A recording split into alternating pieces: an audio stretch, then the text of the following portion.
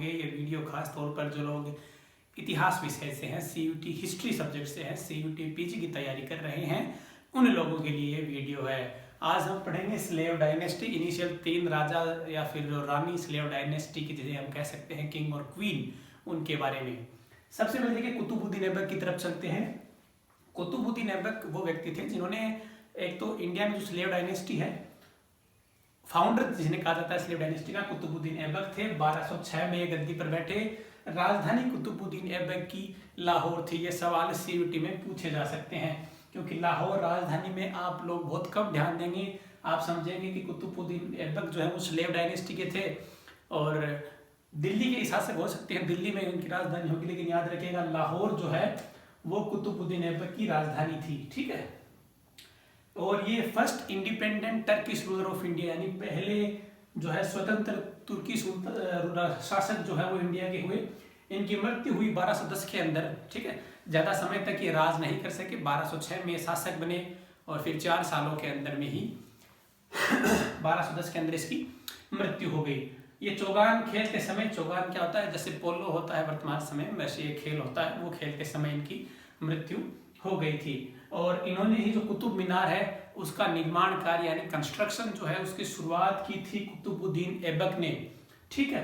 और याद रखने योग्य बात है कि कुतुब नाम क्यों पड़ा, क्योंकि ये कुतुबुद्दीन बख्तियार काकी एक सूफी संत थे, उनको या यहाँ पे ये जो है ये उनके नाम के ऊपर इसका नाम कुतुब मीनार रखा गया। ठीक है।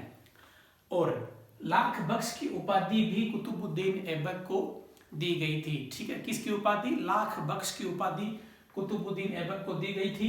इन्होंने भारत की पहली मस्जिद जो भारत में बनाई गई, मस्जिद का नाम है कुव्वत उल इस्लाम मस्जिद, दिल्ली के अंदर स्थित है, उसका निर्माण भी कुतुबुद्दीन ऐबक ने ही करवाया। ठीक है। इन्होंने अजमेर के अंदर 2.5 दिन का झोपड़ा बनाया, जो पहले एक संस्कृत महाविद्यालय था अजमेर के अंदर, उसका विनाश करके इन्होंने 2.5 दिन का झोपड़ा बनाया। कहाँ पर? अजमेर के अंदर। ठीक है। तो ये कुतुबुद्दीन के बारे में अगर आप इन 9 पॉइंट पढ़ लेते हैं तो सीयूटी पीजी में निश्चित रूप से इनसे बाहर प्रश्न पूछा जाना लगभग असंभव है। इन 9 पॉइंटों में से आपको सीयूटी पीजी में इस साल एक प्रश्न देखने को निश्चित रूप से मिलेगा। अब चलते हैं इल्तुतमिश की तरफ। इल्तुतमिश शासक बने 1210 से 1236 के बीच में इनका शासनकाल रहा। दिल्ली इनकी राजधानी थी इल्तुतमिश की। इन्होंने इक्तादारी और चहलगानी प्रथा, चहलगानी क्या होता है?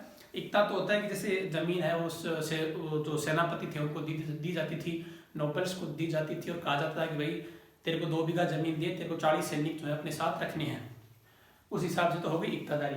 चहलगानी क्या होता है? जैसे अपने वजन में कैबिनेट नहीं होती क्या, जो मंत्रालय का काम करती है, सारे काम संभालती है, तो चहलगानी कैबिनेट के तौर पर आप ले सकते हैं। और इसमें जो ट्राइब प्रमुख रूप से शासन करती थी वो टर्किश ट्राइब थी, जो मुख्य रूप से शासन करती थी। इंट्रोड्यूस्ड अरेबिक कॉइनेज, यानी अरबी सिक्कों का जो संचालन भारत में शुरू किया, सिक्कों की संचालन की शुरू करने की जो है यहाँ पे वो इनको दी जाती है। इल्तुतमिश को सिक्कों अरेबिक कॉइनेज जो शुरू किया गया वो इल्तुतमिश ने ही किया था। ठीक है। उसके बाद में इसे फादर ऑफ टॉम बिल्डिंग भी कहा जाता है, यानी मकबरे बनाने का, मकबरों के निर्माण का पिता, एक उपाधि दी गई है। क्या कहा गया है इल्तुतमिश को? Father of tomb building. CUET में पूछा जाएगा या फिर जा सकता है। ठीक है, निश्चित रूप से। और इन्होंने जो है वो वंशानुगत शासन की जो प्रक्रिया है वो शुरू की। ठीक है। वंशानुगत शासन की प्रक्रिया शुरू किसने की? वो की भाई इल्तुतमिश ने। ठीक है।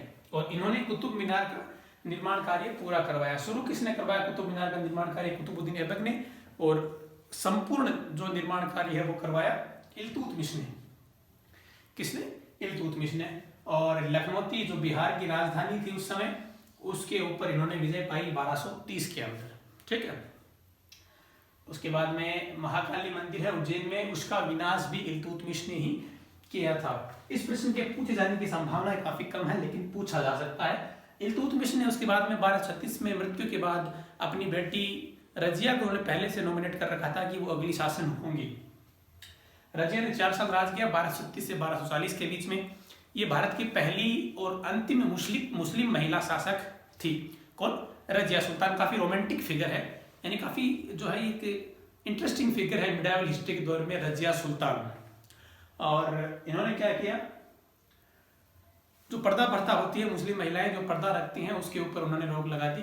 मतलब खुद वो पर्दा नहीं रखती थी, सामान्य पुरुषों की वेशभूषा पहनती थी, हाथी पे चलती थी और इसी तरीके से वो शासन करती थी। ठीक है, अब एक शख्स आते हैं, जब रजिया सुल्तान का नाम आता है तो मलिक याकूत। इतिहासकार कुछ कहते हैं कि मलिक याकूत का रजिया सुल्तान के साथ प्रेम संबंध था। अब ये क्या था, ये हब्सी थे, हब्सी यानी अबेशियन और अफ्रीकन प्रजाति के जो लोग होते हैं उन्हें हब्सी कहा जाता है इतिहास में। ठीक है, तो एक हब्सी थे, तो भाई जैसे पहले माना जाता था जातियों का फर्क होता था, जो जॉन सा उनका फर्क होता था, उसी हिसाब से इन्हें इनसे लोअर दर्जे का माना जाता था। और रजिया सुल्तान को जो है वो घोड़े सिखाने का काम मलिक याकूत किया करते थे, अस्तबल के प्रमुख थे। ठीक है, तो इसी के लिए कुछ कॉन्फ्लिक्ट में आए और 1240 में यहाँ पे लाहौर के गवर्नर ने जो है विद्रोह कर दिया। उसके बाद में रजिया को धोखे से मार दिया गया। ये तीन चीजें अब आज हमने पढ़ी, कुतुबुद्दीन ऐबक, इल्तुतमिश और रजिया सुल्तान। ये जो मैंने आपको पॉइंट्स बताए हैं, निश्चित रूप से 2 प्रश्न आपको CUT PG 2023 में देखने को मिलेंगे। उम्मीद है आपको वीडियो पसंद आया होगा। धन्यवाद।